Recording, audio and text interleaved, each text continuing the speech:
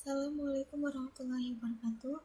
Di sini kami akan mempresentasikan tentang struktur data dan implementasinya dalam kehidupan manusia.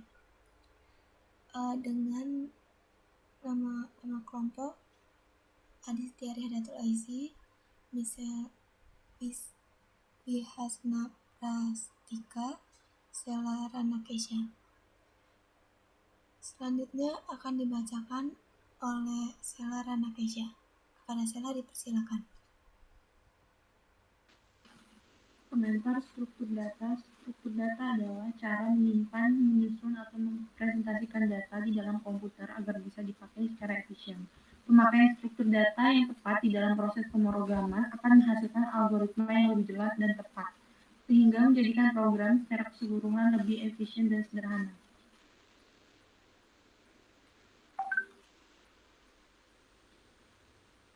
Pengantar struktur data bagian klasifikasinya dibagi jadi dua, yaitu ada struktur data dasar atau sederhana dan juga struktur data lanjut atau majemuk. Struktur data dasar itu terdiri dari yang pertama array, yang kedua adalah record. Untuk struktur data lanjut atau majemuk itu dibagi menjadi dua, yaitu linear dan non-linear. Di linear ada stack, queue, serta list dan multilist. Untuk non-linear ada pohon biner dan juga graph.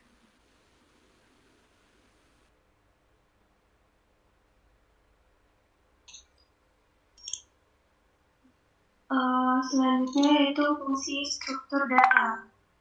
Dalam pemrograman struktur data memiliki banyak kegunaan, yaitu seperti menyimpan dan mengatur data, meningkatkan kualitas algoritma, mengelola sumber daya dan layanan untuk menjadi pertukaran data, dan juga dapat digunakan untuk mengindeks objek yang disimpan dalam database. Selanjutnya, macam-macam struktur data. Yang pertama, struktur data dinamis. Struktur data dinamis ini membutuhkan alokasi memori yang sesuai dengan banyaknya data yang didefinisikan. Akan tetapi, data yang tersimpan secara acak dalam memori, sehingga untuk mengakses data tertentu dalam sebuah struktur data dinamis memerlukan waktu yang agak lama, dikarenakan harus mencari mulai dari data pertama dalam struktur data tersebut. Struktur ini lebih dinamis karena banyaknya elemen yang mudah ditambah atau dikurangi, berbeda dengan array yang ukurannya bersifat tetap. Contohnya, linked list. Selanjutnya akan dijelaskan oleh Adis. Selanjutnya ada struktur data statis.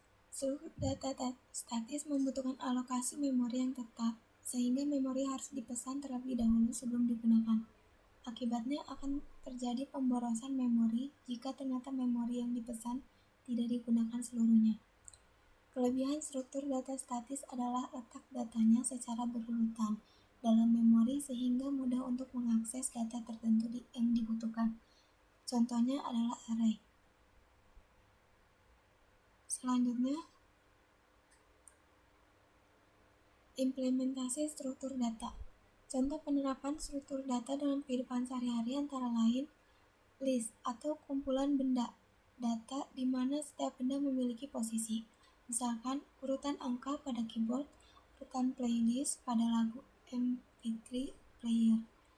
Selanjutnya ada stack atau tumpukan dari suatu elemen atau benda yang dapat diambil dan ditambah hanya dari posisi akhir atau paling atas. Misalkan kumpulan mangkuk yang dimana tumpukan tersebut dapat ditambah dan diambil dari bagian atas terlebih dahulu. Kemudian ada queue